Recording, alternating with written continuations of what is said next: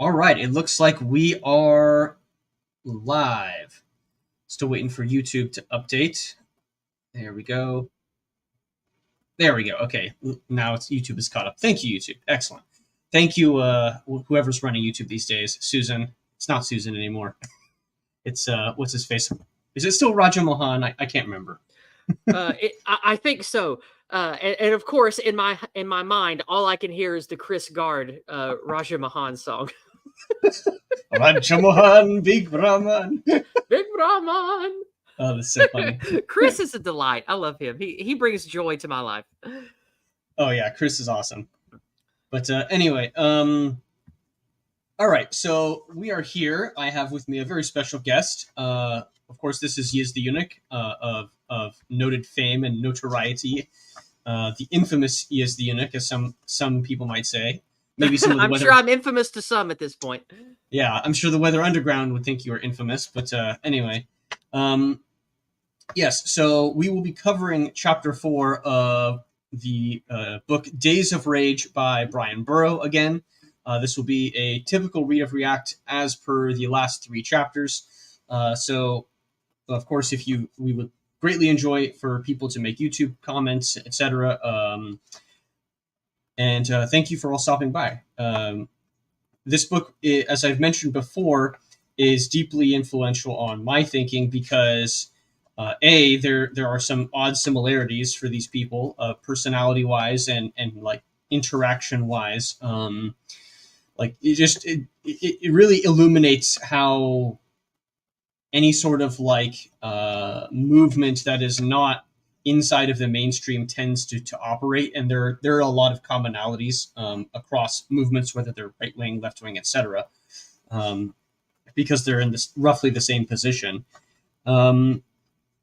So this chapter is basically about the increasing radicalization of the members of the Weather Underground cadre. And these people have already performed the actual event Days of Rage. And they realized, well, that didn't go so well, right? Yizz, you were here for that stream. You were in the chat for that stream. But so we've basically seen these people, and they realize that, people don't want to join the revolution, and so they try anyway, and a lot of them get arrested and beat up, and it does basically this is the point at which they decide to quite literally go underground, both literally and politically. So without further ado, we have 5 people watching now. I think we can go ahead and get started with the text. All right, let's do it. All right, so this is chapter 4, and as the title says, as to killing people, we were prepared to do that. And that is a quote from one of the members of the Weather Underground. And just so the audience is aware, this is between January and March 1970. So this is a fairly long chapter. It's like 30 pages or so.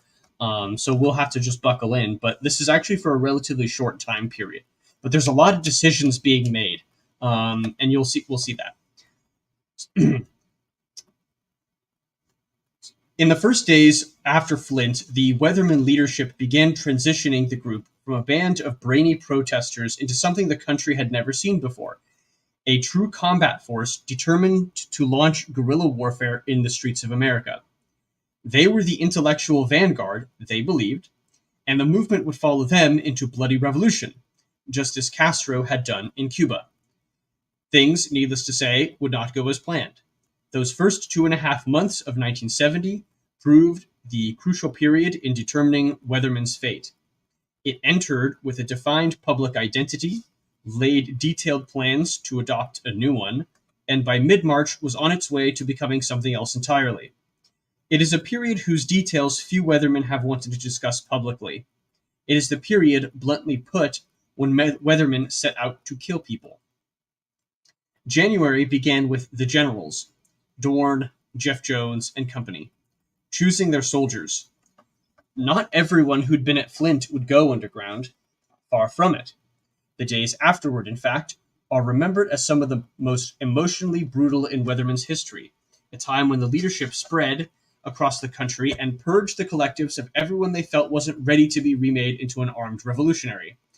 Anyone who wasn't willing to shed the trappings of bourgeois life, a wife, a boyfriend, a child, a job, anything, was unceremoniously thrown out of Weathermen.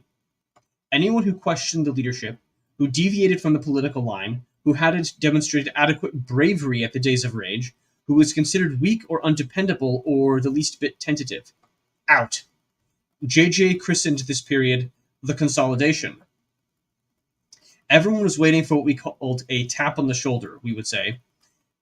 I hope I don't get the tap on the shoulder, recalls Jonathan Lerner. If you were tapped, you didn't talk about it.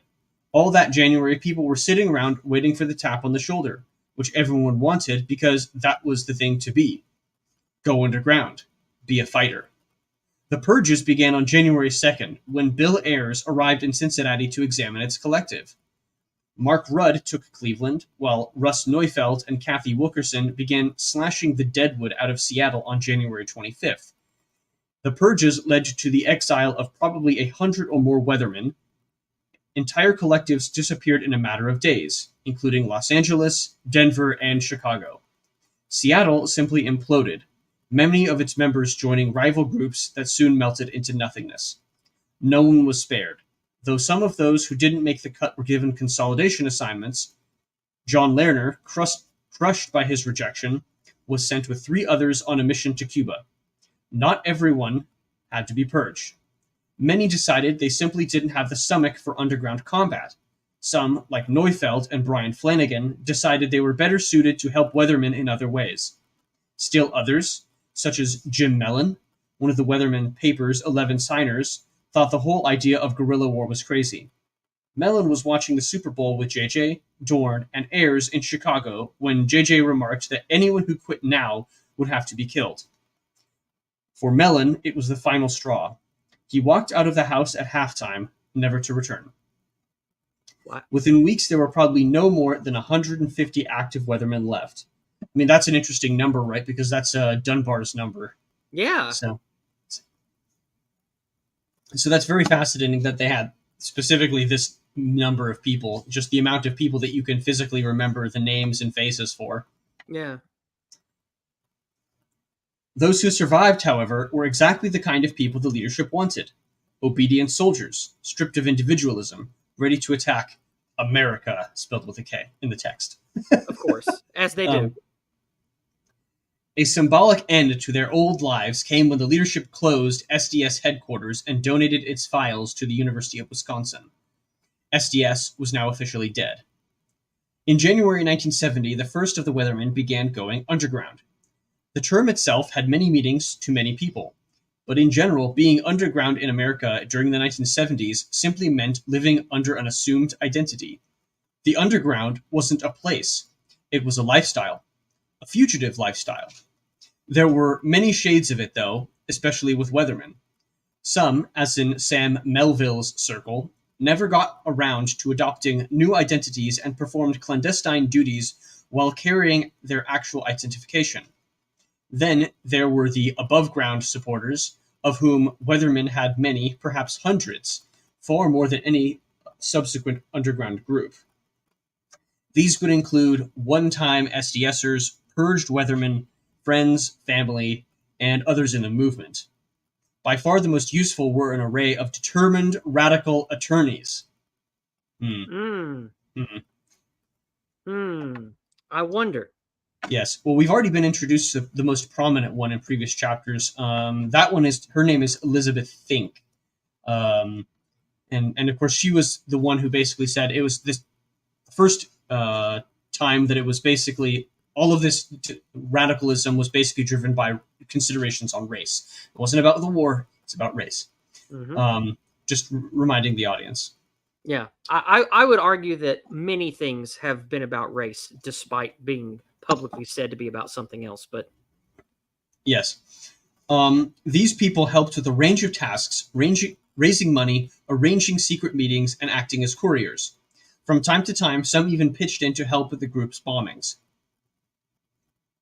There was a mistaken notion that Weathermen somehow created the underground. It didn't. In fact, by the time its first members began to disappear, a new kind of underground had been thriving in the United States for several years. By far, its largest concentration of members were military deserters and draft dodgers fleeing service in Vietnam. The Pentagon listed 73,121 deserters in 1969, 89,088 more in 1970. Many turned themselves in, were arrested, or fled to Canada. But draft resistance groups estimated that between 35,000 and 50,000 deserters were living underground in the United States in 1970. The FBI's central computer listed 75,000 additional criminal fugitives. Even assuming some overlap between these groups, the 100 or so Weathermen amounted to a handful of new fish in a teeming underground sea. This new American underground was enabled by a loose network of service providers, from sellers of false ID and cross-border smugglers to people who would provide safe haven, sometimes in the new communes springing up around the country. One of the most surprising things about living underground, in fact, was how often members helped out fellow travelers. Weathermen cells would later shelter several outside fugitives. There were even specialized undergrounds, such as an archipelago of black supporters who sheltered fugitive Black Panthers, and a disciplined Catholic underground that helped hide draft resistors and other movement figures. While the underground was not a place, certain places did draw the underground, especially cities with vibrant movement politics. New York and the San Francisco Bay Area were the most popular, along with Boston and Seattle, where many Weathermen would eventually find sanctuary. Living underground required self-discipline. By 1969, lists of do's and don'ts were appearing regularly in the radical press.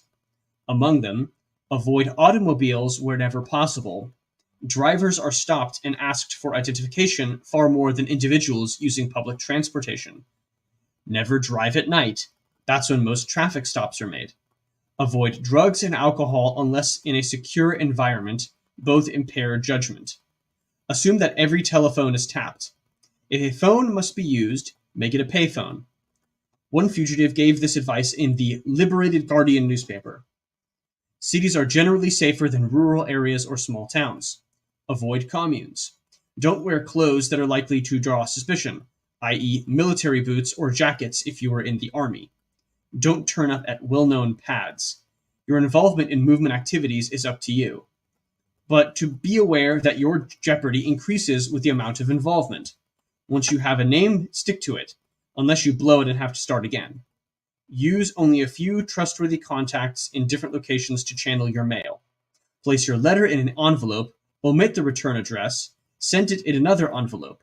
Avoid leaving fingerprints anywhere. Wear gloves in handling letters.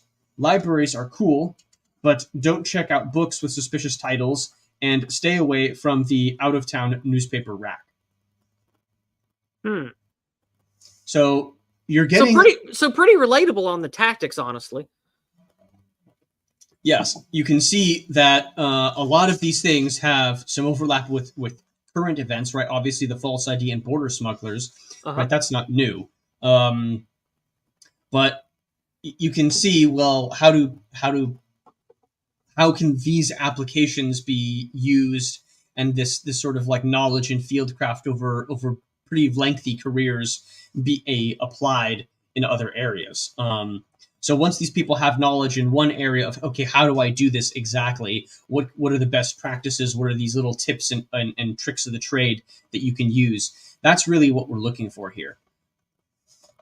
And you can see like a lot of these things in terms of, well, hey, here's what you can do, here's what you're supposed to do. Here, like, and of course the public transportation thing, I mean, that's fascinating because like why is the left always so on board with public transportation? And the answer is, well, this might be why. People don't get stopped on public transportation as much as they do on personal vehicles. So that's very interesting. Mm-hmm. Yeah, I thought of that while you were reading it. Yeah. Anyway, moving on here. By 1970, thanks to the influx of deserters and draft dodgers, the underground had taken on a decidedly left-wing flavor. An armed robber who escaped from a Midwestern prison that year was startled to find how movement sympathizers had transformed life on the run. Sitting in New York's Washington Square, He sang their praises to a New York Times reporter. The movement people are fabulous. They have a real underground that takes care of you.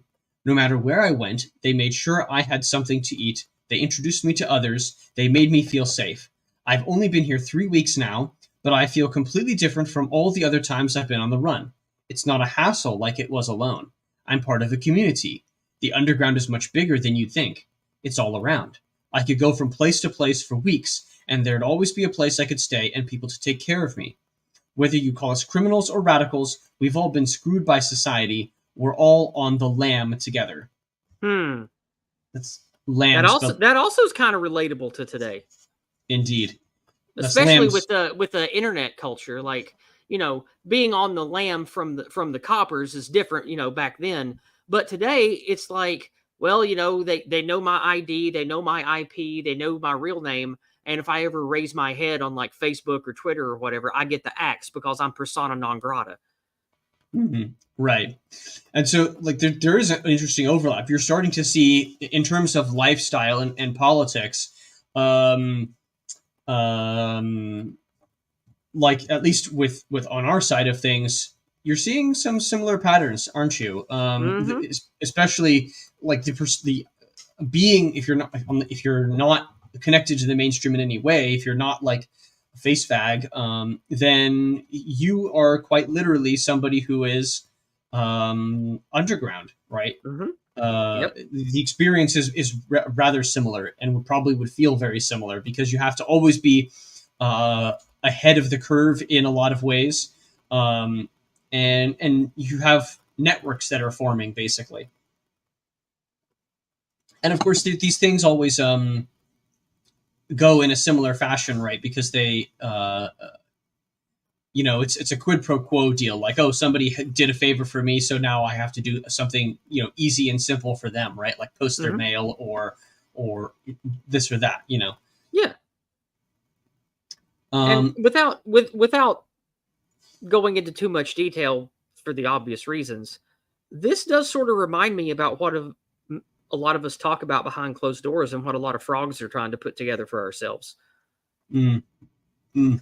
Yes. All right. Well, continuing on. Among the first Weathermen to enter this strange new world was Jeff Jones, who related his introduction to it in his son Ty Jones. Ty Jones. Oh my gosh. So what a lefty name. Anyway, so this guy has Ty Jones, a 2000 book, A Radical Line. His journey in San Francisco that January, at a meal in a Chinatown restaurant with a man in a trench coat whom he had never seen before and would never see again. Ominous. The man helped draft dodgers.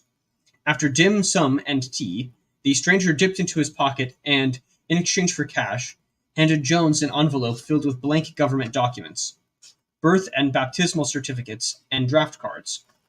All Jones had to do was fill in the blanks, and overnight he could be someone else. As scores of Weathermen would do in the coming months.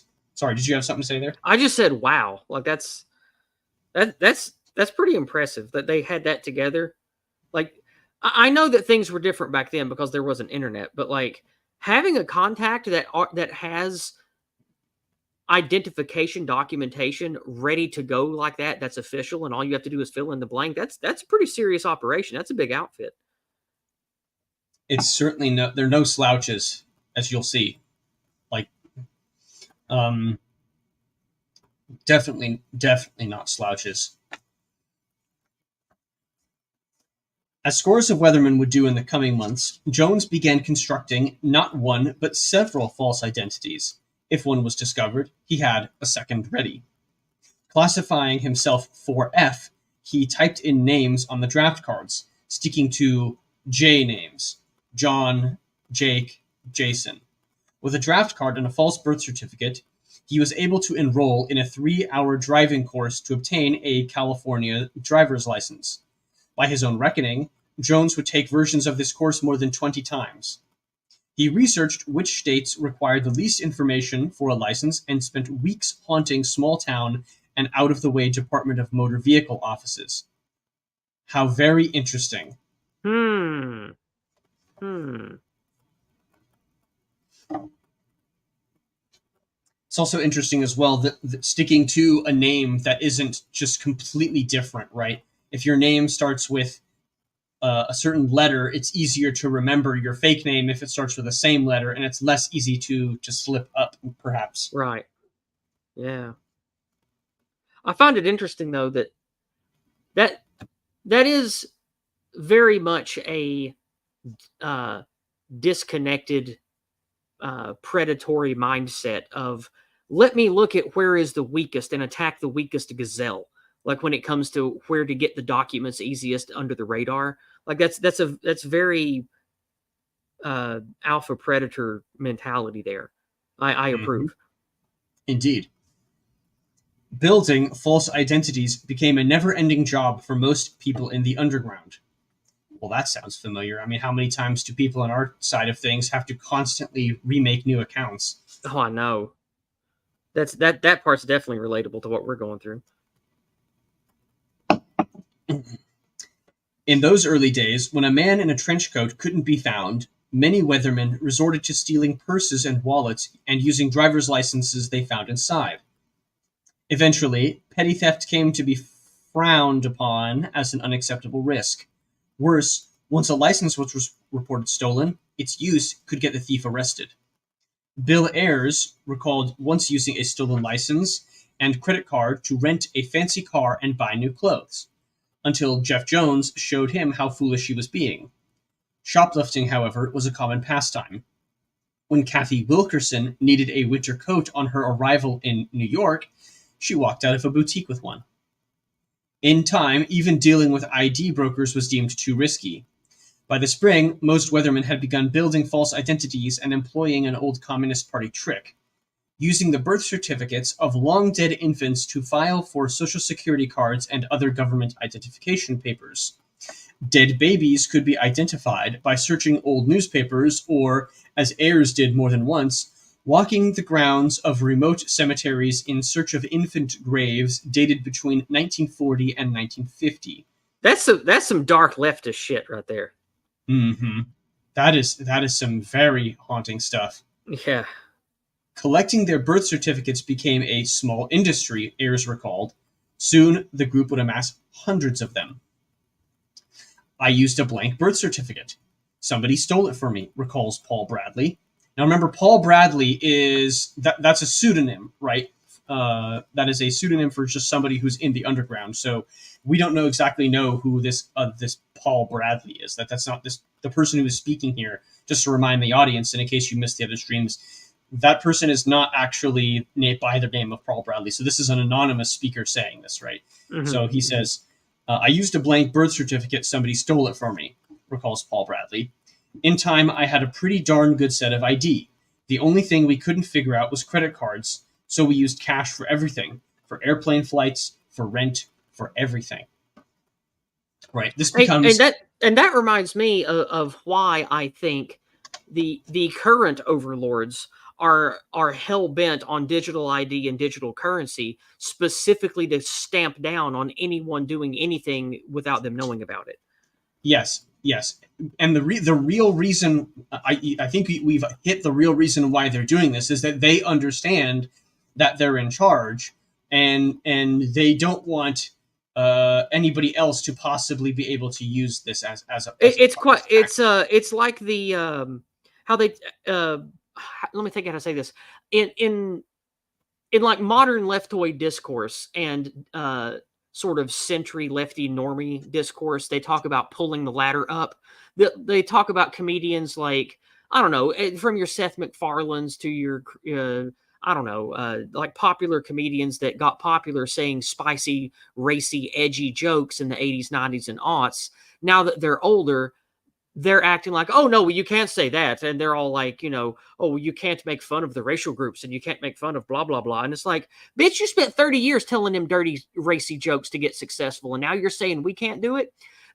That's what they call pulling the ladder up. This is like leftist communist pulling the ladder up. They know the tools they use for radical dissent. And so they're trying to pull all those ladders up so we can't dissent the way they did. Yeah, exactly. That's a huge issue, and this is why they don't like Bitcoin, because if I mean I'm sure Bitcoin can be traced, like a lot of electronic transactions can be traced, but it's a lot more difficult than say you using your credit card or your Yeah, debit card or like transacting money from your bank account. Basically, yeah. it's a lot more difficult for them to look at. All right. As the last of the old collectives were purged that February, the survivors were herded into three sets of new underground collectives, sometimes called tribes, to be based in New York City, San Francisco, and the Midwest. Two tribes were based in Manhattan. One, tasked with gathering money and false ID, was headquartered in a Chinatown apartment under JJ's supervision.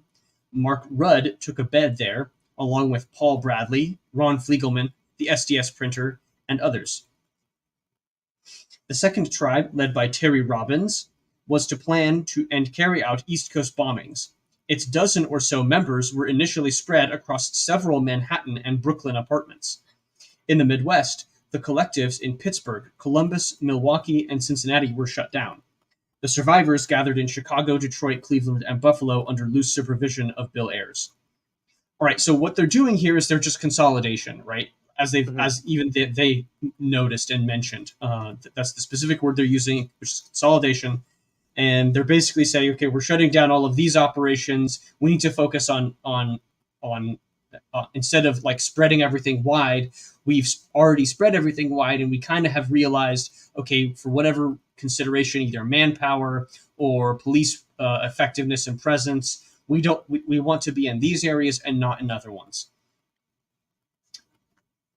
The rest of the leadership, including Bernardine Dorn, Jeff Jones, and Howie Machtinger, along with 15 or so others, made their way to San Francisco, where two apartments were rented, on Geary Street and in Haight-Ashbury.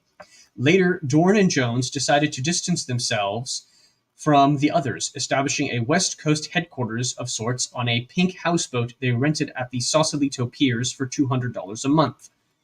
The decision to relocate to the Bay Area, where SDS had little presence, was later a cause for some head scratching. Some would cite San Francisco's importance as a centering of the burgeoning youth culture, which was part of it. Another reason for the decision was Jeff Jones' familiarity with the area's New Left community. Yet another was the crucial presence of one of Dorn's closest friends, the radical attorney Michael Kennedy, who would soon emerge as perhaps Weather's most useful above-ground supporter. Should probably Google this guy, see what he's been up to since those days. Kennedy. I wonder if he's related to the Kennedy family. Who knows? I mean, in any case, Irish, you know. Um, in those days, Dorn and Jones found California liberating. Of course they did. Of course they did. I wonder why. All the hassle of Chicago, the police raids, the street fighting, the constant surveillance, seemed swept away in the cool seaside breezes. The houseboat had a fireplace and a metal ladder on the roof, where Dorn sunbathed, sometimes topless. Overhead, sweet seagulls swooped to and fro. As in New York, they established two collectives in San Francisco, one to gather money and false documentation, and a second supervised by Maxinger, which prepared to stage bombings on the West Coast. Right, so they have these two, every sort of organization has like an inner party and an outer party, right? You have the outer party, which is the money gathering operation or money laundering operation, and basically you can use a different type of person, a different personality of person for that operation, and then you have the hardcore violent criminal element, which is basically Machtinger's op. Yeah. Outside the leadership, there was widespread confusion as to what kinds of actions were authorized, as there was for decades afterward. There would be bombings, everyone assumed, but what kind? There was so much macho talk, like the Panthers, off the pigs, bomb the military back into the Stone Age, recalls Kathy Wilkerson. But did that mean we were actually going to kill people? I never really knew. Bill Ayers and others would later insist there were never any plans to harm people, only symbols of power. Courthouses, police stations, government buildings. The handful of weathermen who crossed that line, Ayers claims, were rogues and outliers. Yeah, bullshit. Yeah, right. We know better than that. Yeah. This is a myth. Pure and simple. Designed to obscure what Weathermen actually planned. Yeah, okay, so Burrough actually agrees with us. Oh, okay. Yeah, so that's his sentence there. In the middle ranks, in fact, it was widely expected that Weathermen would become revolutionary murderers. My image of what we were going to be was undiluted terrorist action, recalls John Lerner. I remember talking with Teddy Gold about putting a bomb on the Chicago Railroad tracks at rush hour to blow up people coming home from work. That's what I was looking forward to. Man, that's dark. In fact, what constituted a legitimate target for a Weatherman bombing was the topic of sensitive discussions among the leadership at Flint. It was during these talks, according to Howard Machtinger and one other person who were present, that the leadership agreed that they would, in fact, kill people. But not just any people. The people Weathermen intended to kill were policemen. If your definition of terrorism is you don't care who gets hurt, we agree we wouldn't do that, recalls Machtinger. But as to causing damage or literally killing people, we were prepared to do that. So you see the quote from the beginning part of the chapter, that's Machtinger's quote, right? So the guy who's actually running the op, the violence side of the house, I guess you might say. Yeah. According to one side of the argument, says Machtinger, if all Americans were compliant in the war, then everyone is a target. There are no innocents. That was what Terry and JJ's argument. But we did have a series of discussions about what you could do, and it was agreed that cops were legitimate targets. We didn't want to do things just around the war. We wanted to be seen targeting racism as well, so police were important. Oh, there it is. There's the racismus. We knew it was coming. Mm-hmm. Inevitable discussion of racismus. These people are just so one track. I know. Military personnel were ruled to be legitimate targets as well. The decision to attack policemen was an unspoken act of solidarity with the group whose approval mattered most to Weathermen leadership, Movement Blacks, especially the Black Panthers, who reserved a special hatred for urban police. The death of Fred Hampton and the brutality of the Chicago policemen in general made almost everyone in the leadership eager to seek revenge against policemen. In our hearts, I think what all of us wanted to be were Black Panthers, Kathy Wilkerson recalls. And it was no secret what the Panthers wanted to do, which is what the Black Liberation Army did later, and that's kill policemen. It's all they wanted to do. I mean, these people want to be black. Like they literally want to be black. This touches on a thing that the No White Guilt guy, Jason Kuna, that did the Go Free method, I like. On his streams, he talks about this a lot. It's where when you have a deracinated people that live in this empty state of racial, tribal, ethnic identity, and the patriotic identity is a fake anti-white, anti-male one. That's why you had in the 70s, 80s, and 90s just armies of young white guys thinking that the coolest thing they could be was to emulate John Shaft or to act like black rappers, because there's just this void that needs to be filled with positive, cool, awesome male role models that white guys hadn't been getting for decades. And so they emulate what society tells them is a cool male role model, which is like gang-banging black thugs and Antifa BLM lunatics. Yeah. And it's all the same. It's the same thing all the way down, unfortunately. Yeah. Anyway, by the first week of February 1970, all three Weathermen groups, San Francisco, the Midwest, and New York, were more or less in place. Everyone, at least in the leadership, understood what would come next. Bombings. Perhaps surprisingly, there appears to have been no coordination among the three groups, no overarching plan of attack.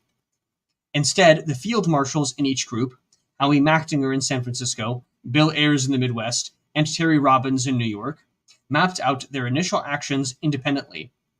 Given Weathermen's leadership culture, it is hardly surprising that a keen competition arose among the three men and their acolytes to see who could launch the first and splashiest attacks. Okay, right. So like this is a cell organization, quite literally. And what the benefit of a cell organization allows you to do is to not be perceived of as one unified group. You're geographically distributed. These are like self-contained groups of people, these three little Weathermen cells, and they've chosen areas where their bombings and their activity can have the most effect. Yeah. And so now that they've realized that they've got a relatively safe area, they've got the personnel, they've figured out who's good at what. So they've sorted all of these people who are, who have, squishiness to them, or who are like the less than the most committed members of the organization.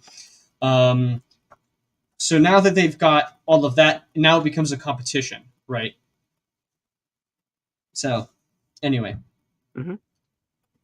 Moving on. The problem with Weather wasn't that people disagreed with our ideology, Mactinger says. It was that they thought we were wimpy. The sense was, if we could do something dramatic, people would follow us.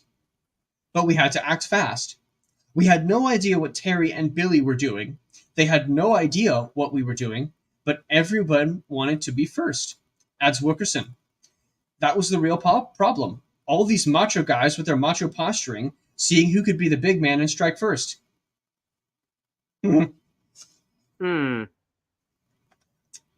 Working from the Geary Street apartment, Mactinger and the leadership were determined to strike quickly. They decided to mount an attack on the police, sending male and female teams, posing as lovebirds, to scout police stations throughout the Bay Area. Note that this is why women partially are so important to the movement for radical politics, because women can be used as cover. Right? Oh, certainly. And also remember, women have a much more advantageous social infiltration gimmick, because the way that our species works, people that are on guard for defense, not thinking about social manipulation of like sex and romance, they give women a pass and don't look at them as skeptically as they would a man. So this is why you can use. This is why people like what's his name? God, why can't I've said his name 1,000 times. The Project Veritas guy. What's his name? James O'Keefe. Yeah, that's why James O'Keefe started using honeypots to collect all this data, is specifically for that reason. Yes, indeed. It is effective as a tactic. It is useful. That's why, probably one reason why he got ousted from his own organization.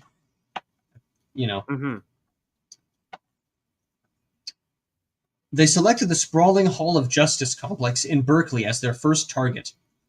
No one involved would remember where they obtained the dynamite. I don't remember that being a problem, Mactinger recalls, but they managed to assemble 2 pipe bombs at Geary Street. Each device carried 2 sticks of dynamite linked to an alarm clock. These devices were wiped with alcohol to remove any fingerprints. The new Weathermen Underground made its unannounced debut 6 weeks after Flint, late on the evening of Thursday, February 12th, when 5 or 6 Weathermen edged into position around the Berkeley police complex. There had been no warning call. This was intended to be an ambush, pure and simple. Just before midnight, when shifts would change, sending dozens of off-duty policemen out to their cars, 2 Weathermen crept into the parking lot. One bomb was placed beside a detective's car. A second was tossed on the ground between cars. A few minutes after midnight, as officers began wandering outside, the first bomb detonated, its deep boom echoing through the downtown streets. Nearly 30 plate glass windows in the adjoining municipal building shattered.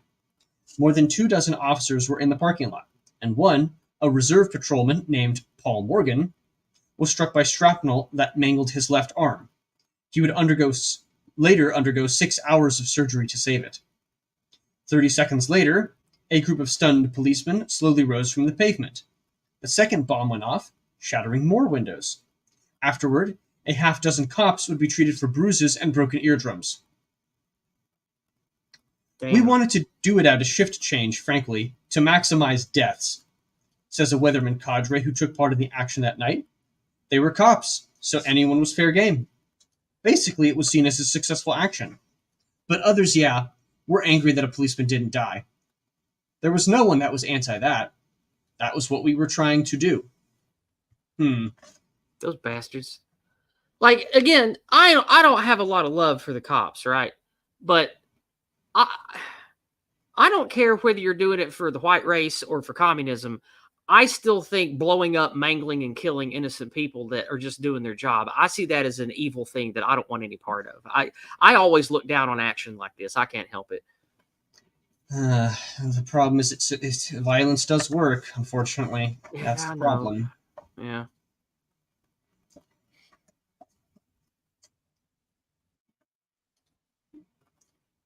In any case,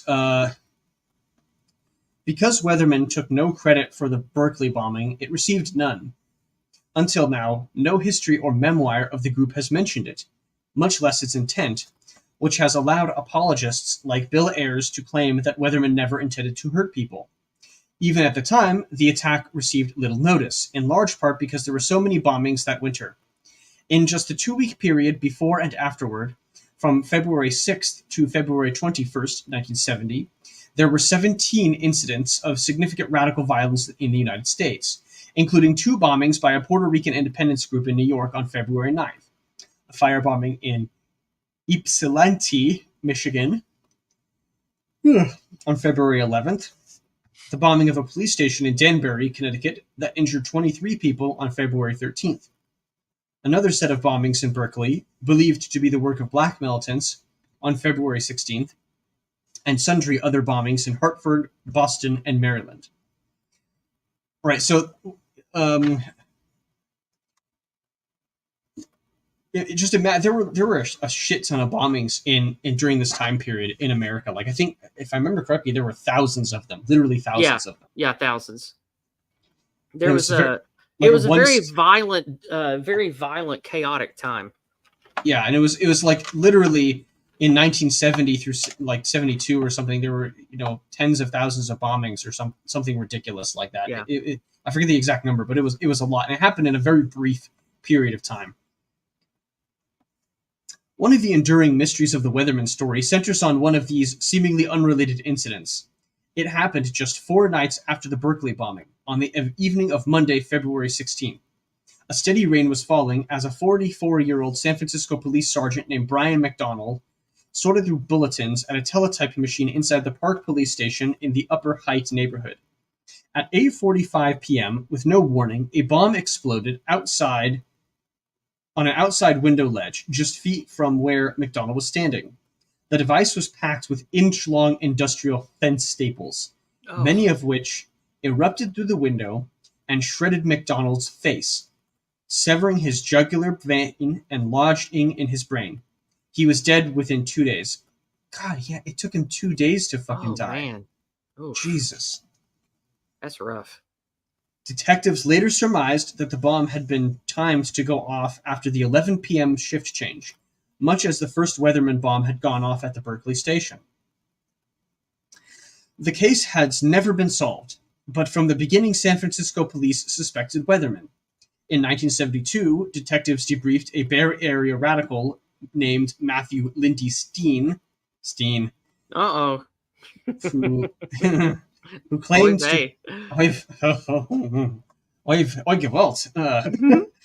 who claimed to have joined into planning sessions for the action with Dorn and Machtinger, among others. 2 years later, in sworn testimony before a Senate committee, the FBI informant Larry Grathwohl claimed that Bill Ayers told a Weatherman meeting in Buffalo, New York, that Dorn had supervised the attack. Investigators, however, discounted this. They put more weight on stories told by a weather associate named Karen Latimer, who emerged in the mid-1970s to tell of another meeting at which Dorn presided and Machtinger oversaw the bomb building. According to a 2009 article in San Francisco Weekly, prosecutors came close to indicting Dorn, Mactinger, and Jeff Jones in the late 70s on Latimer's word alone. Right? So that is interesting because that's pretty much when these guys start de-radicalizing and turning themselves in. So it's funny that they didn't actually make those charges. It's very, very interesting indeed. Yeah, what about that?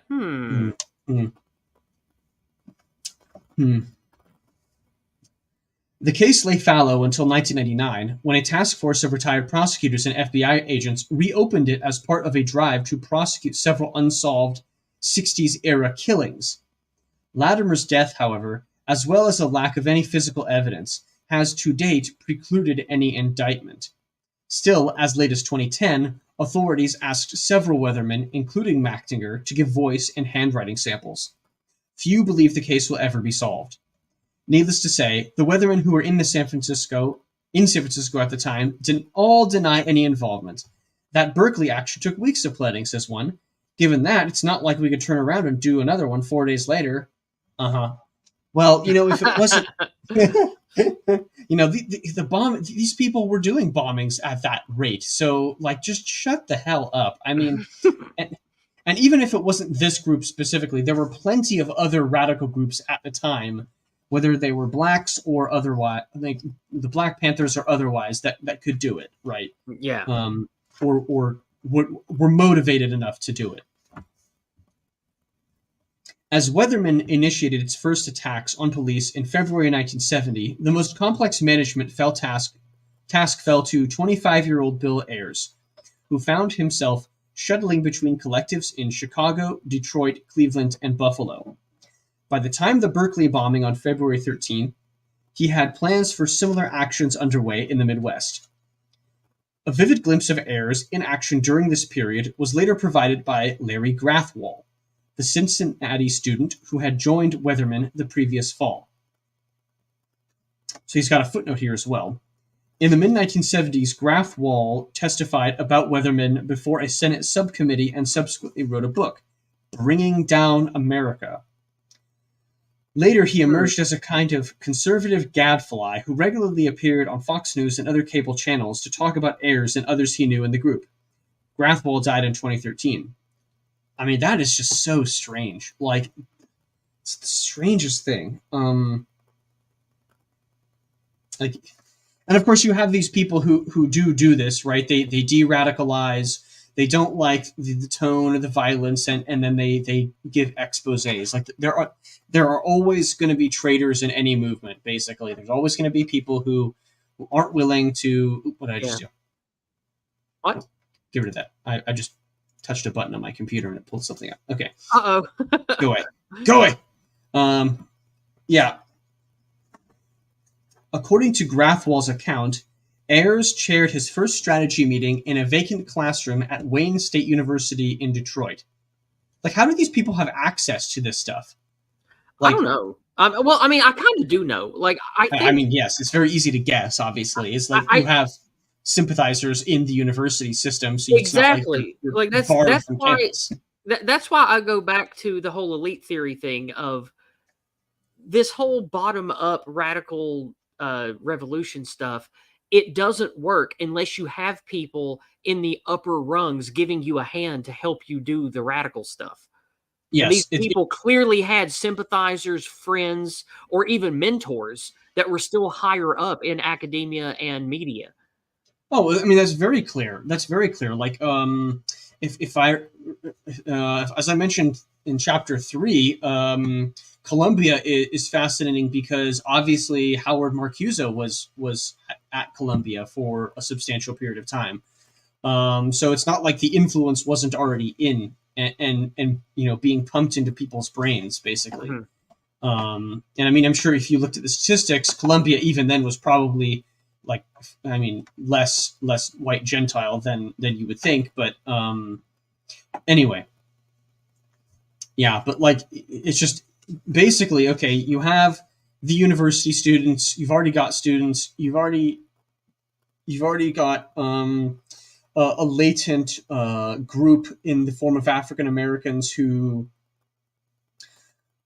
has reason to not be happy with the way that their life and the way that things going for them in a majority white society. They're going to be unhappy for a variety of reasons.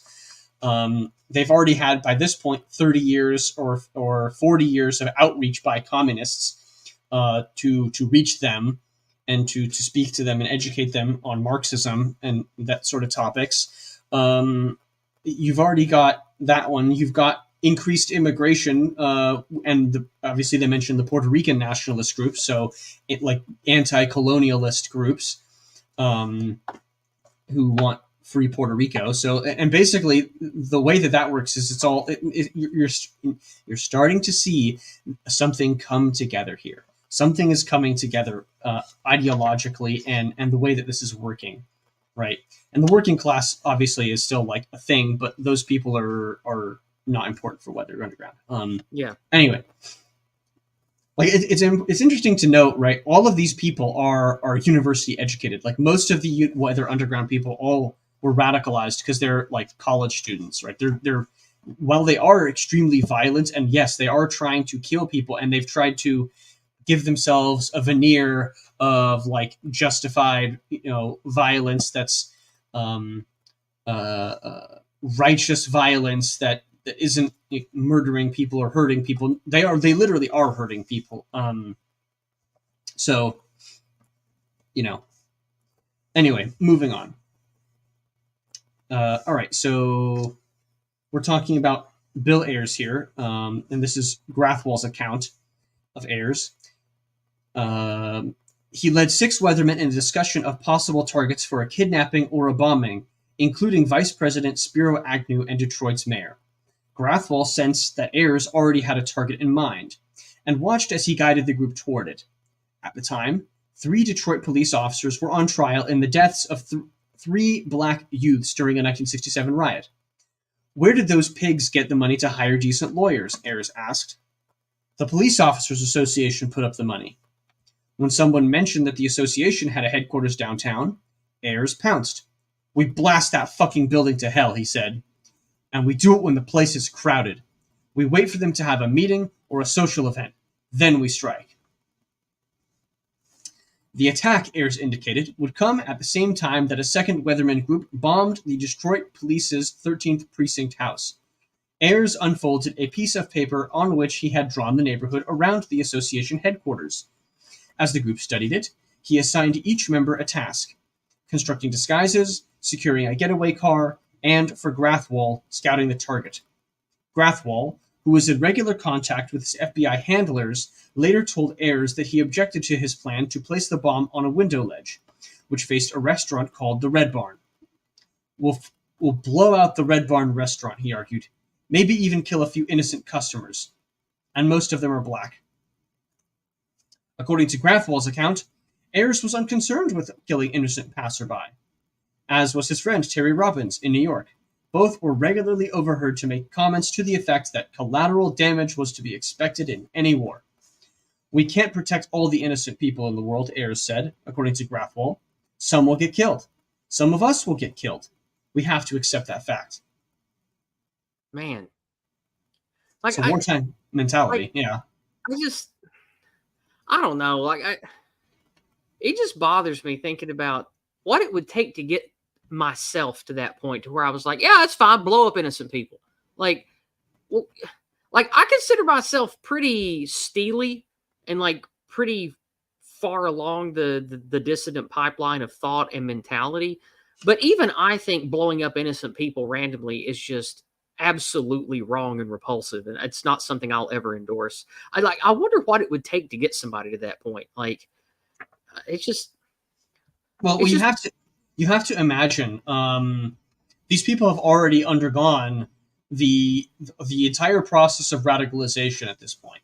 They've already ended up at the end point. Okay, and they've already undergone the process of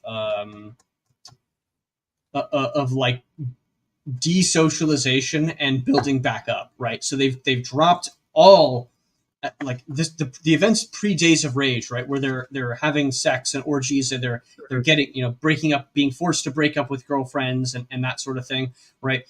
They've all undergone this process, so now they're revolutionary soldiers, right? That is their purpose. That is what they have been made to do. And how do you get somebody to this point? Well, A, it requires a lot of testosterone, I'm sure. And B, it requires you to undergo basically, in essence, a form of military training or militarized training to get you to that mindset. Yeah, but the thing is, though, like, I understand all of that, but it blows my mind how someone can just view regular people going to get a sandwich as someone who's okay to blow up and kill. Like, to me, that feels like it's going beyond soldiering, and it's some other kind of, like, evil radicalization or something. I don't know. Like, you've been in the military. You're a military guy. Like, am I off base there? Like, is this not really much different than than military radicalization? I mean, well, you receive orders to drop a bomb in a house in the middle of a city, as many of our veterans were ordered to do, right? Or to enter a city and to start, firing weapons when you encounter the enemy. Will there be civilian casualties? Will there be collateral damage? Yeah, probably. So, and I'm not trying to make like moral equivalency here, but like that's the entire point of what these people are doing is this is a very explicitly soldier mentality. You are at war. You believe it's a total war. You think that any and all action is permissible against an enemy, and if you think that any and all, basically, and in their mindset, normal bourgeois society is also the enemy, right? Those norms are the enemy. Whereas from our perspective and our point of view, well, the point is you don't want to be remain a revolutionary radical. You don't want to be on the outside of normal society. You want to be on the inside of mainstream society and have influence within it. Like that would be what somebody on the right wants, basically. And so this is a distinction between it's partially a distinction between right and left. I feel. Because the desire for order is, okay, well, after the violence is over, after you've achieved vengeance, well, what now? Whereas we would say, okay, it's time to build a life that's not that. Whereas a left-winger would, like, I mean, I do truly wonder with how these people feel like 50, 60 years after the fact, it would be interesting to try to track down into these people if they're still around and interview them. They are. Cool. They are. Like, and this is what you may have missed the prelude, but this is what Burrough basically has done, and that's how he's got a lot of these little snippets and quotes and things of people of their dialogue, is because they remember this stuff. Okay, yeah, cool. I thought that the book was assembled from contemporary stuff about them back at the time, like things that might have been written in the 70s or interviews in the 70s. But this is a book. Because I didn't get the first episode of this, so this was actually made in a more modern time via interviews. Yes. Oh, yes. Okay. That makes this book even more interesting. Then, excellent. Yeah, and of course, in typical left-wing fashion, this is acceptable to talk about now because all of these people are they're aged, right? These are all boomers, elder boomers, or silent generation members, basically. So these people are all very old by this point. So it doesn't really matter even if they go to prison, Anyway, let's see, where were we? Most kill innocent customers. Okay. In the end, 2 bombs composed of 44 sticks of dynamite were placed exactly as Ayres planned on the night of March 6th, by which time Grathwohl had been transferred to another city. Detroit police found them before they exploded, however, either because they were built improperly or because Grathwohl alerted the FBI in time to remove them. Another of Ayres' collectives, Cleveland, led by a Columbia SDS veteran named John First, was almost as ambitious. It was a group of 6 or 7 that included 2 high school girls, one a 16-year dropout named Joanna Zilsel, who had made a life attending Weathermen and other demonstrations. Zilsel's parents were prominent progressives in the Cleveland area. But when her mother prevented her from attending the Days of Rage in Flint, she left home to join Weathermen. We didn't have money. We didn't have anything. We were figuring things out on the fly. The only stuff we had, we shoplifted, Zilsel recalls. I think people were quite confused about what we were supposed to be doing. I know I was. I mean, this just sounds like a young girl from a progressive, like typical, like art ho background, who's just, Bowden talks about the innocent, like, deacon's daughter who just wants people to be like, oh, we all have to get along and that sort of thing, and then there's like a hardcore set, like criminal elements of the left that she's like getting in with, like, in this case, probably literally getting in bed with, honestly. Probably literally, yeah. Yeah. At one point, John first met with Bill Ayers, according to an informant, apparently one of the high schoolers who spoke to the FBI in 1972. Ayers told First to focus on targets linked to a case of a militant convicted of murdering 3 Cleveland officers, Ahmad Evans. How and what they did, however, was left to the Cleveland Collective. When First came back, he said, we're on our own. That's just the way it is. All over the country, there are cells, and everyone is doing their own thing, Zilsel says. I don't remember hearing even a flavor of marching orders. It was more, here we are, a group of individuals with a very strong commitment to making urgently needed change. The war had to be ended.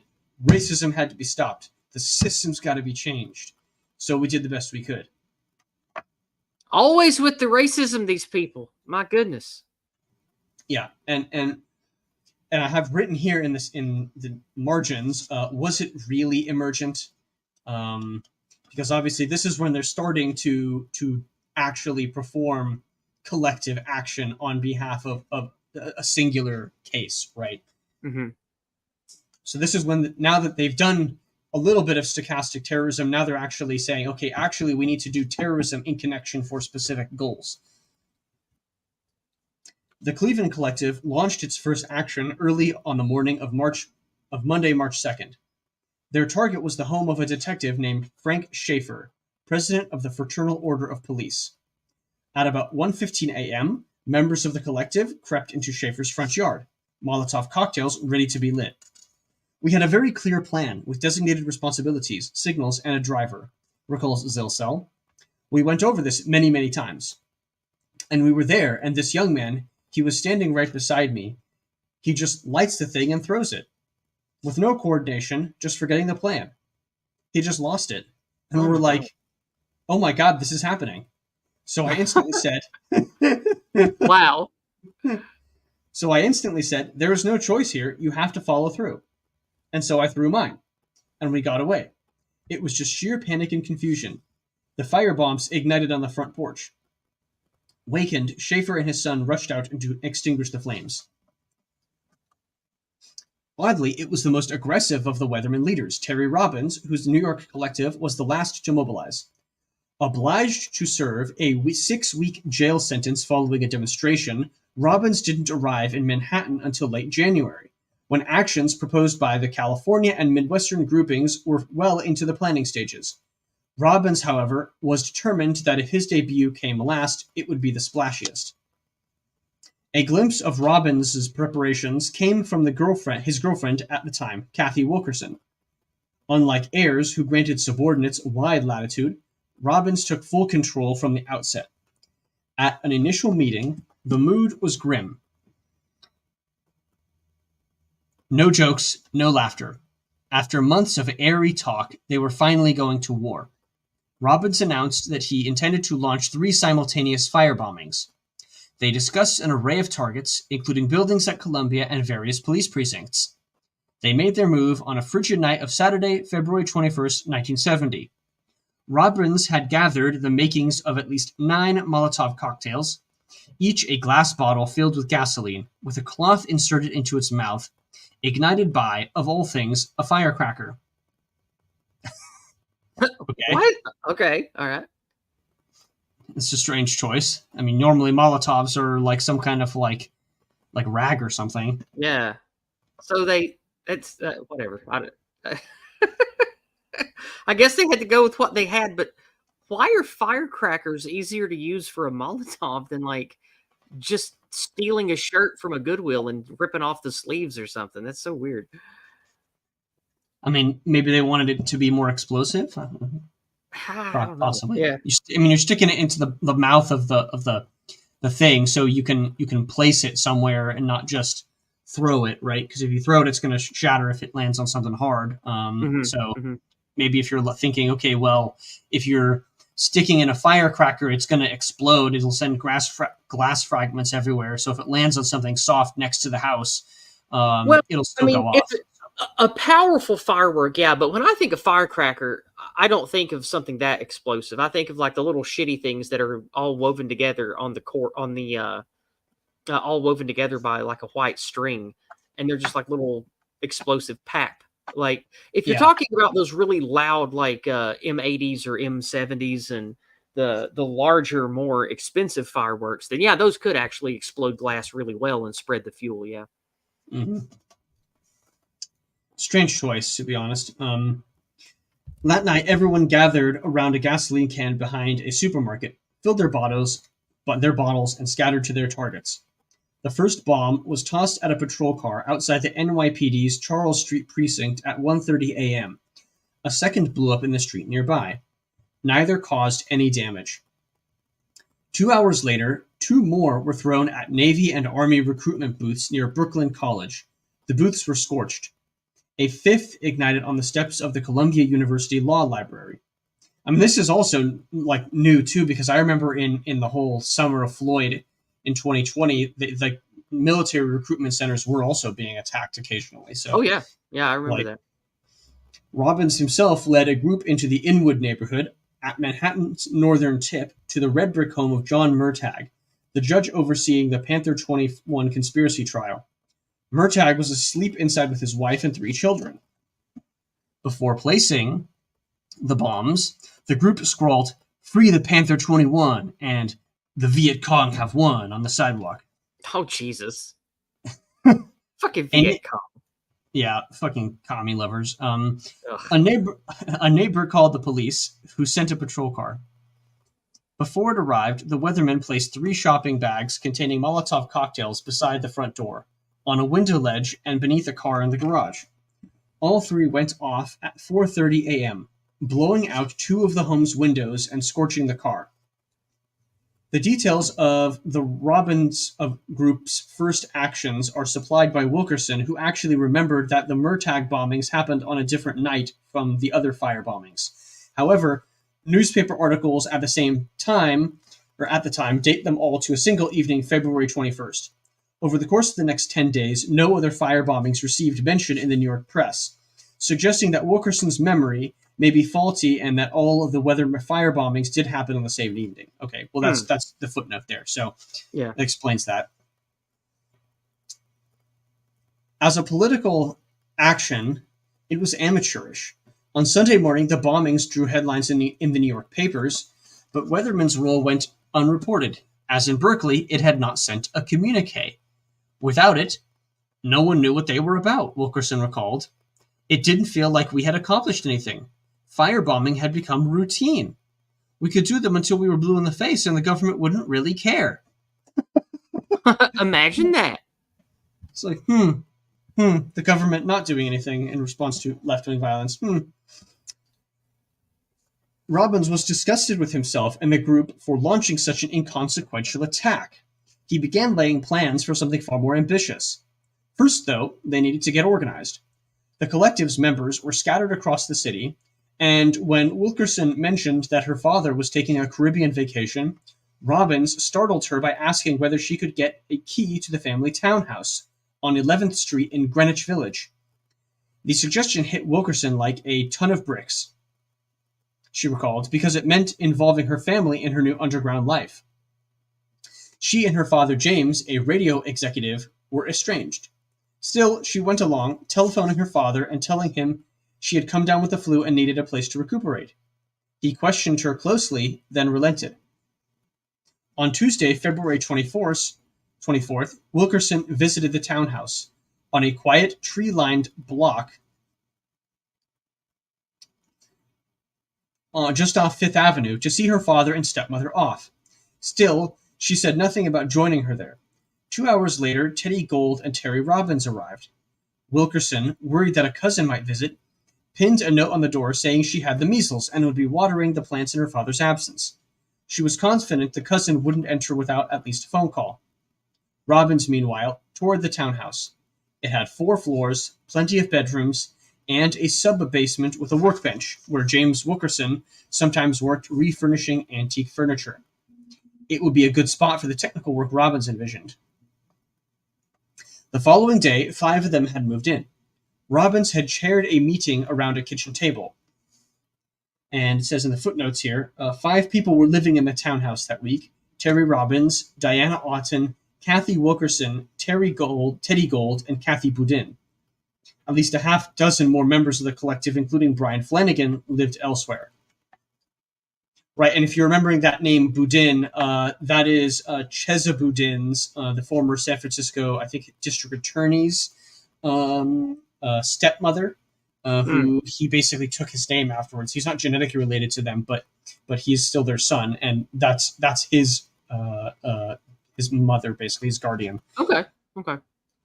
So, yeah, so like you can see all of these radical circles are all the same just from that.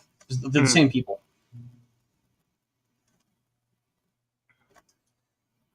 All right, everyone agreed that the weekend actions had been a failure. Fire bombings would no longer cut it. Every ROTC building in America, it seemed, had been the target of Molotov cocktails. The answer, Robbins announced, was dynamite. Dynamite was... yeah, oh no, dynamite. They're going to blow themselves up. Dynamite was actually safer, he insisted. Oh my god, these people are stupid. Dynamite is safer. Oh my gosh. It exploded only with the help of a triggering device, typically a blasting cap. They could buy it almost anywhere in New England. He had learned how to safely make a dynamite bomb, Robbins said. It was the only way to create an action large enough to get the government's attention. By that point, Robbins' authority was unquestioned. No one raised any objections. That night in bed, Robbins and Wilkerson had a long talk. In private, both admitted their fears. Robbins was secretly intimidated by the technical difficulties of building a bomb.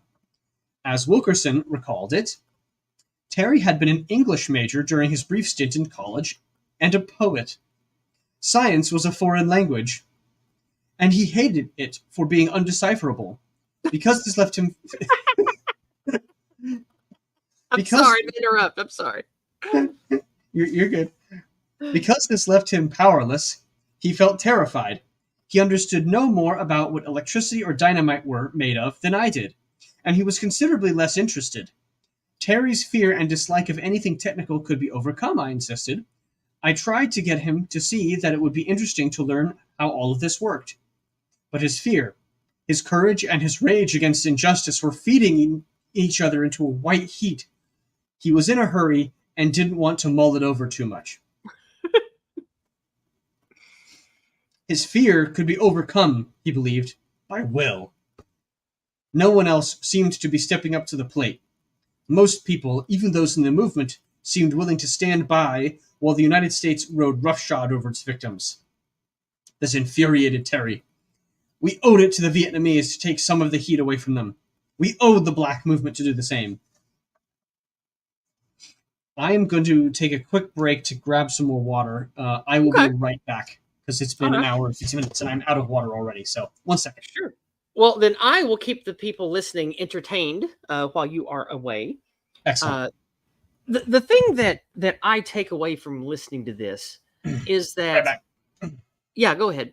The thing that I take away from listening to all this, and I've listened to the previous 2 streams, but not the first one, is that some things don't change and some things do, but the majority of things don't change. You have radicalized young people that grow up with a false narrative and an emptiness in them. And through bad parenting, through, all of the socialist systems that you have this breeding ground of angry young people with visions of grandeur, visions of utopia, visions of, oh, if we could only get rid of X, then Y. And we see this today, but from the right side instead of the left side, with now that the so-called left, these people that took power through their anti-white Marxist revolution through the 60s and 70s, they're the regime now. And so the radicals of today are the white men, the Christians, etc., that the feds recruit and agitate into becoming these violent idiot terrorists. And it's kind of just the same thing happening now as happened back then 50 years ago. It's just a different paint job on what's going on. Indeed. Well, we only have a couple more pages left, so we are almost done with this chapter. Okay, so all right. We've been trucking along at a good pace. So I've been doing my best to keep my big mouth shut. No, it's fine. What worried Wilkerson most about their talk was Robbins's continuing fixation on Butch Cassidy and the Sundance Kid as its vision of young heroes going out in a blaze of glory. If they failed, he swore, if they couldn't ignite a revolution, at least they would be symbols. Robbins was prepared to die for the cause. Wilkerson wasn't. Neither, she realized, were many of the others she knew in Weathermen.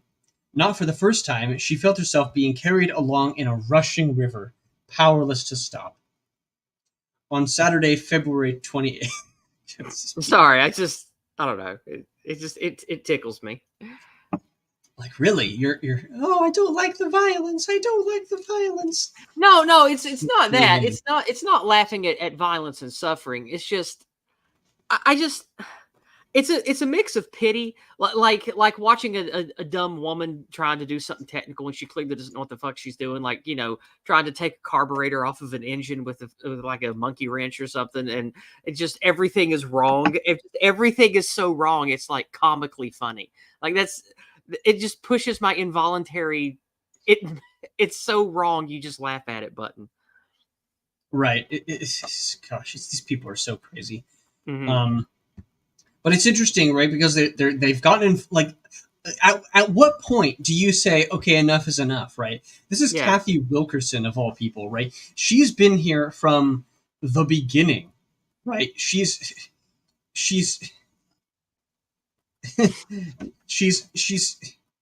the person who's literally making the fucking bombs after the townhouse event, just so people understand, right? Yeah.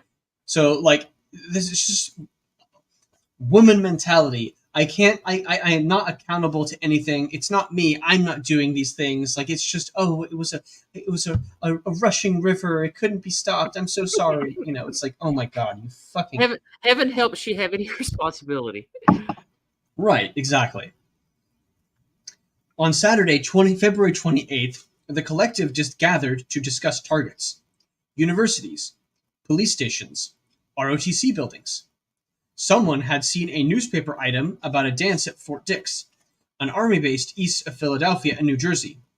Robbins seized on the idea of taking the war to the military, but allowed other targets to be considered as well. Over the next few days, they scouted half a dozen targets and got preparations underway. The dynamite proved easy to secure. On Monday, March 2nd, the day the Cleveland Collective staged its attack, a member of JJ's tribe, Ron Fliegelman, did what Sam... Fliegelman, you say? So Fliegelman did what Sam Melville hadn't realized he could do. He walked into the offices of New England Explosives in Keene, New Hampshire, presented the stolen driver's license of a New York rabbi, and laid out less than $60. He walked out with two 50-pound cases of American cyanamide dynamite, each case containing 100 sticks. At the time, my goodness, there's a footnote. We'll get to that after the end of the paragraph, but that the next day, neighbors on 11th Street watched as Teddy Gold supervised the unloading of crates from a van. At the time, the sale of firecrackers was illegal in New Hampshire. The sale of dynamite wasn't. You can buy dynamite easier than bananas, the state's attorney general complained in an interview with the New York Times. That's just a statement on the face of it. That's pretty good. This is why this story was why I wanted to do this book, because I was like, oh my god, this is fucking ridiculous. This is the most retarded. I can just just the chutzpah. The chutzpah I know. That is the right word for it. It is.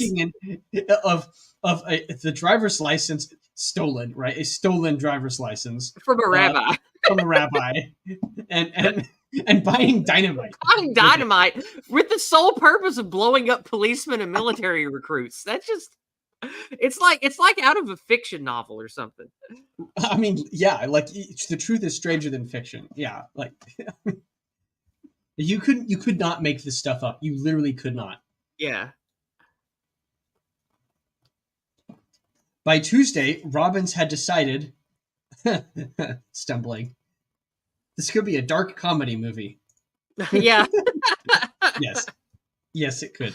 It totally could. I could see like a mix of Monty Python and I can't remember the English guy that did Hot Fuzz and those movies. Whatever that guy's name is. Simon Pegg. Yes, Simon Pegg. Yeah. And Nick Frost is his double, his usual. Yeah. Simon Pegg and Nick Frost could do great with this book. That'd be great. Right. But anyway, go ahead. Sorry.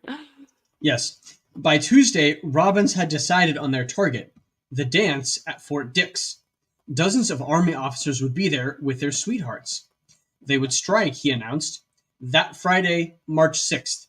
This would be the same evening Bill Ayers carried out the failed bombings in Detroit, suggesting that Robbins and Ayers, who visited the townhouse that week, were trying to coordinate their strikes. Later, there would be speculation as to what the rest of the leadership had known of Robbins's plan. Ayers almost certainly knew. In the Chinatown Collective, JJ and Mark Rudd knew. Blood, Robbins assured Rudd that week, would run in the streets. When Rudd asked where, Robbins said, "We're going to kill the pigs at a dance in Fort Dix." In the years since, Bernardine Dorn and Jeff Jones have downplayed their knowledge of the attack. A Weatherman confidant of both, however, asserts that privately the two have admitted they knew but were reluctant to confront Robbins. On Thursday, March 5th, Robbins chaired a final meeting in the townhouse kitchen, going over the details and assignments for the attack. A new face was present, Diana Oughton, Ayers' girlfriend, who had been transferred to join the group. If Oughton was uncomfortable with the plan, an attack that, if successful, amounted to mass murder, she showed no sign. Neither did anyone else at the table. In fact, according to Kathy Wilkerson, there was no talk whatsoever about the decision to actually kill people. Years later, she admitted that she had viewed those they planned to kill only as an abstraction. Right. And this... Right. What is the abstraction that she's thinking of here? She's thinking about white Western civilization and society. That's who she's thinking about when she's thinking about, oh, these aren't actually individual human beings. These are fascists or racists or whatever. Yeah. Yeah, exactly. Yeah. There was, however, at least one naysayer. He will be called James. He was one of the Columbia alumni. He had been JJ's roommate at one point. James was a member of the collective who did not live in the townhouse. According to a longtime friend, the target had been bothering him for days. Finally, right at the end, he went nuts. This was the night before. He just went crazy, crying and screaming, "What are we doing? What are we doing?" And you know what Teddy Gold told him? He said, "James, you have been my best friend for 10 years, but you gotta calm down. I wouldn't want to have to kill you." And He was serious. Wow. I mean, like, these people are so fucking ruthless that they will literally kill friends that they've held for a decade. Man, that's just what, like, I understand conviction, but I don't know. Do you see let's take all of the culture war that you and I know and grew up in. Let's take all the racismus and the sexismus and all that stuff and just get away with it. Let's just talk about just human mindset here. Do you see the level of conviction required to kill one of your best friends and allies for your cause? Do you see that as mental weakness, radicalization, and drone behavior? Or do you see that in a light of like sort of noble, positive, something to aspire to? Because I can see how you could go either way looking at a conviction like that. How do you feel on that? I have mixed feelings. It's. I mean that is a level of conviction that I mean I don't see a lot of people on our side of things having, to be honest. Yeah. And that is what scares me, and because basically it means well, if your enemies are more committed than you, if they're willing to literally do anything, even kill their own friends and family to achieve political victory, well, I mean, like, do we have that? Do we even have like a shred of that? I don't think so. Not at the moment. We sure don't. I don't see that at all. Like, I see an intellectual and cultural movement forming, perhaps, and maybe some organization related to that. But I don't see like this kind of like of drive. Me too. I guess I don't know. I guess the reason I brought it up is I can't imagine, like, let's say me and you, let's say that we were younger and we had become dissident right agitators or agents, let's say, like in the information age, not like in the previous age. And you and I had, we'd made memes together, we, gone to meetups together and stuff. And fast forward 15 years when we're both like 35 and things have gotten bad. And I'm like, if you don't, if you're unwilling to help me blow up this truck full of COVID vaccine poison, well, then you're no better than the enemy, so I'm just going to kill you. Like, I can't imagine myself ever even having that thought impulsively, let alone consciously. Like, it's so alien to me to just turn on someone you've known and you've been a friend to for years like that. I don't know, like maybe, I don't know if that says that I'm weak or if that says I'm some kind of strong. I'm just sort of self-analyzing being a dissident with this here. I don't know. Yeah, Cody Bassett has an interesting comment related to that, saying there are definitely people on that side that have that drive, but they would never say it out loud in fear of being ostracized by the rest of our side. Well, I'm sure, yes, and I wonder exactly who would ostracize them and why. It's very interesting. Very interesting indeed. That is a fascinating question. Yes.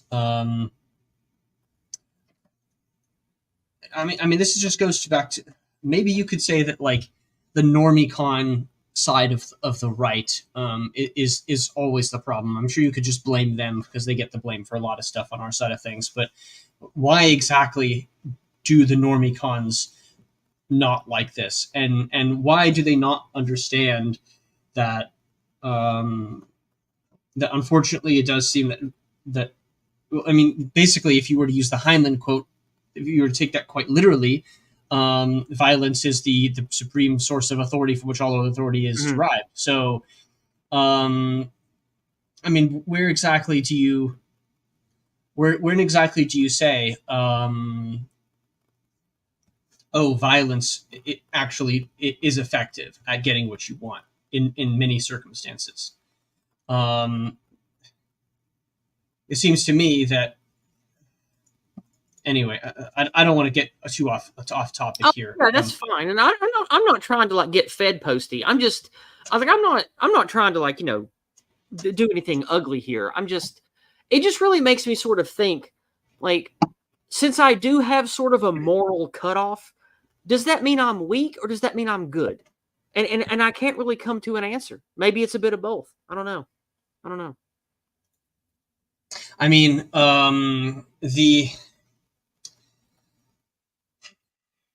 is it weak or is it good? I mean, I'm certainly from a more explicitly Christian moral perspective, that is not perceived as weakness. That is perceived as good. Is it? That is absolutely correct.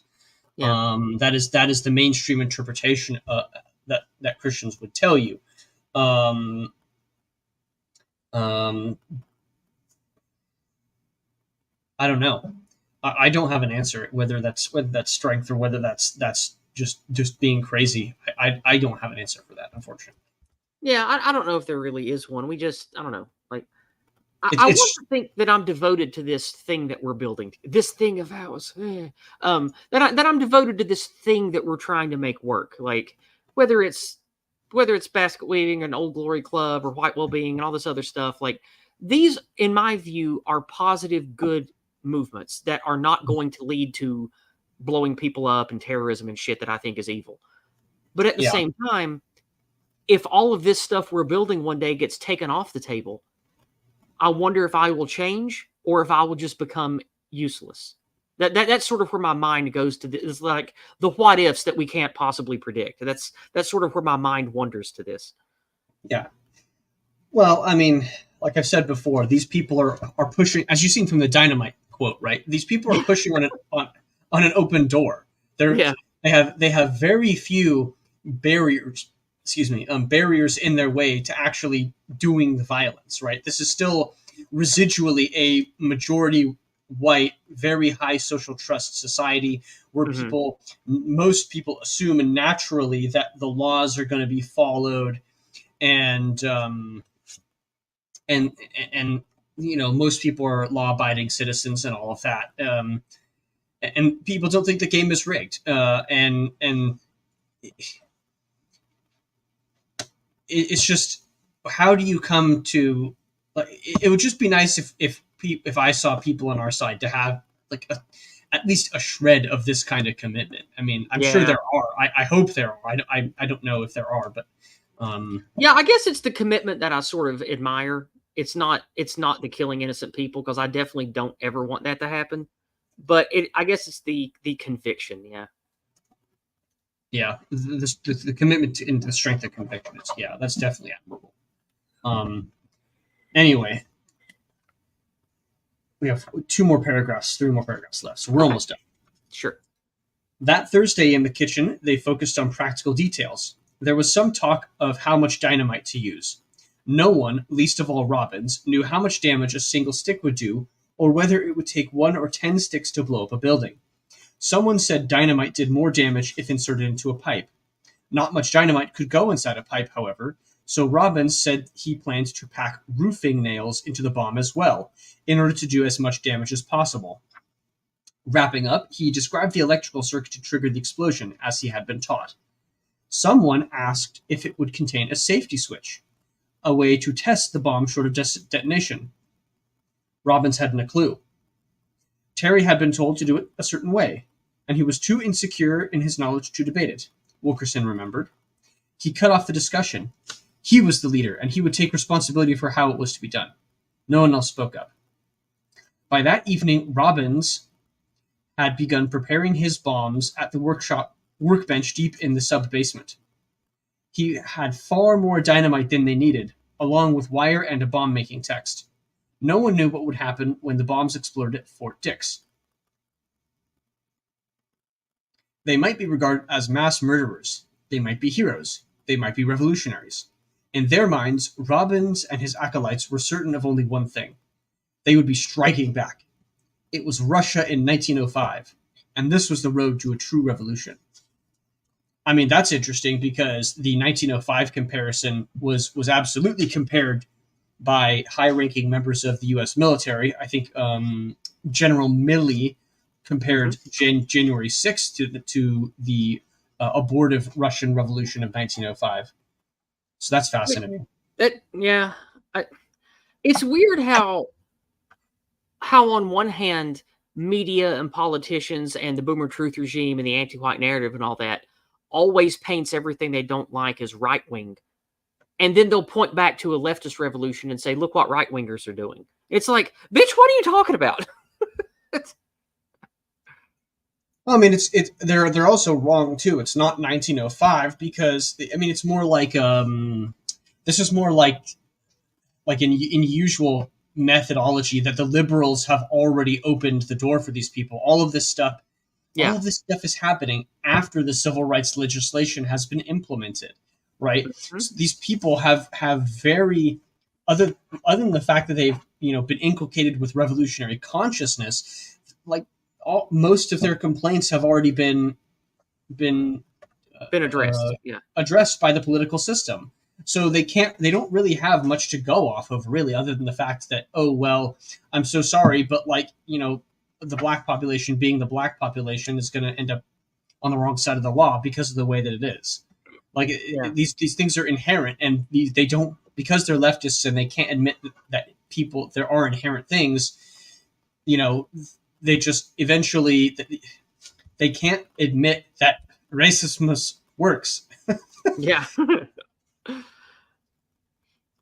Anyway, but like so it's more like 1917 in really because or 1918 because the liberal revolution ousting the reactionary order or the old order of Jim Crow laws has already been gotten rid of by the liberals, and now the radicals are coming in and completing the revolution.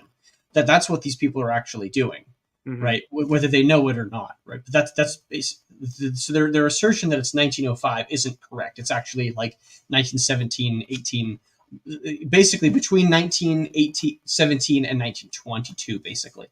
Yeah. So this is the period of transition where there's the massive ultra violence before these people take power. All right, one more paragraph. Everything was happening so fast. To members of the collective, what mattered most was striking back, and striking back now. No one took much time to ponder repercussions. At one point that week, Diana Oughton spoke with an old friend, Alan Howard. She admitted that the days of rage and Flint had achieved little, and that the revolution would be possible only with mass support. We have a lot to learn, she said. We'll make mistakes. They would have time for only one. And that is the end of chapter 4. Man, this is a really interesting book.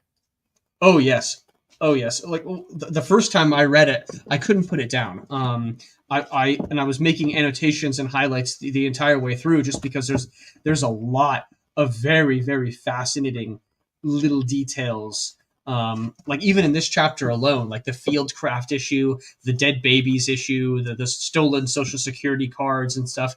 Which It reminds me a lot of that Savitri Devi book I read that Dr. Prepper bought me. The Gold in the Furnace. It's about her traveling shortly after the war was over in the 40s, traveling across Europe, doing pro-Nazi propaganda stuff, and writing about how she would come across centrists, rightists, leftists, people who were left or right, and strangely either pro or anti-Nazi with different sympathies they had for Germany. Like it, when you read about stuff firsthand, it provides a lot more nuance and gives a lot of gray area around left versus right and what actually motivates people to do stuff. And I find this kind of reading really interesting, like because not only is it about really important stuff that sculpted how we live today, but it also sort of gives better insight on human nature and human failings that lead to these things. Yeah, there's a lot of nothing new under the sun as well. Mm-hmm. But of course, the interesting thing is that these underground tactics, really don't change all of that much. And really, I think the dead babies thing and the fake IDs and all of that stuff. Well, let's just say that one of the reasons, like that, was also illuminating because of the events of 2020. Because like when people like Crowder and more mainstream commentators are finding little irregularities in the election results, and they're like, oh hey, there's all of these dead people who are voting somehow, and there's all these like, it just makes me wonder, like, oh, the mechanisms, the procedure of how you create fake support and fake identification and fake just a facade, basically, for what is essentially a very small group of people. Mm-hmm. Like that is that's also very interesting because like they obviously have used that tactic now in elections. So anyway, so that is it for. Go ahead. Yeah, I'm thinking any other commentary or anything else I want to say. I mean, I don't know. I think I've gotten out everything I wanted to talk about, and I've shared my thoughts from responding to this. Again, really interesting stuff, and I'm glad you're covering this. This is really cool, and yes, it should be required reading for anybody on the right these days. But it's like a book that a lot of people like with left wing terror and that sort of thing. They don't really. This book gets into the details of a lot of things, and like if you just cover left wing terror, okay, you see the pattern, but the tendency is to ignore the little details, these interesting little things. So and this book, while it is lengthy, it has a lot of these little details. Well, I certainly look forward to the next one, my friend. And I thank you to some of my regulars I've seen pop into the chat. And yes, Cody, I definitely look forward to seeing you in Tennessee again this year at the big meetup. Mm-hmm. Yes, that'll be great. And with that, I think we're an hour and 40 minutes in, so we can go ahead and give shillings and take the stream off and leave the stream. So, Yizz, can you please give me your shillings and tell people where they can find you? Indeed, I will give you the shillings, both barrels. Or should I say both shoddily made Molotovs and dangerous dynamites. I'm sorry, safe and safe dynamite. Mostly unexplosive dynamite, yeah. Mostly peaceful dynamite, yes.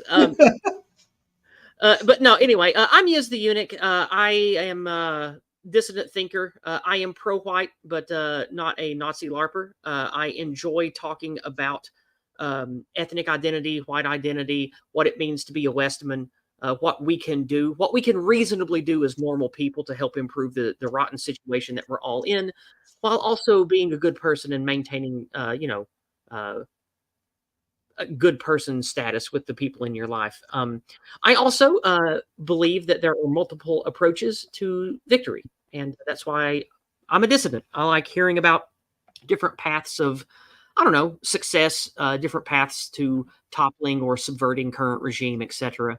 And I have streams you can come check out. Monday night is my main stream called Discordant Dragons, which Raging Mandrill's been on several times. It's just a fun variety show where we talk about news and then laugh at memes.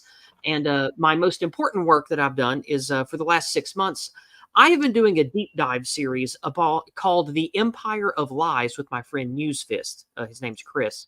And each week we pick one facet of this technocratic anti-Western regime, and one of the big lies or an element of one of the big lies we were told, and sort of do a dissection of the ideology, the writers, the authors, and the events that led to this particular lie being what it is that we labor under today. That's called Empire of Lies. That's Thursday nights at 6 p.m. Eastern. And you can find me at Yizz the Eunuch on Discord, Rumble, and Odyssey, as well as on Twitter, Telegram, Gab, and Minds.com.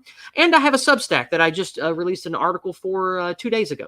It's called, was it yesterday? What's the day? Tuesday? Yes, yeah, I think it was either Sunday night or Monday morning. So yeah, I have a new article up on my Substack called Plastic and Wood. It's a short article, but it's about what I reminisce being a youngster in rural Appalachia and how everything is different now, where everything has gone from wood to plastic. So go check that out. I don't write a lot on my Substack, but when I do, I put a lot of effort into it. So anyway, thank you for having me on today, Raging Mandrill. I had a great time, and I look forward to streaming with you again, friend.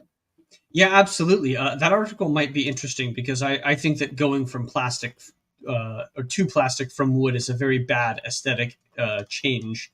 I much prefer wooden furniture and things like that. So yeah, I might go check that out. All right. For my shills, everybody, you can all understand that you can check out my Substack. I released an article on the OGC's Substack last week. That was on the Battle of Midway. And I have another podcast with the OGC coming out later this week on Friday. Hopefully, we'll get the time to record it.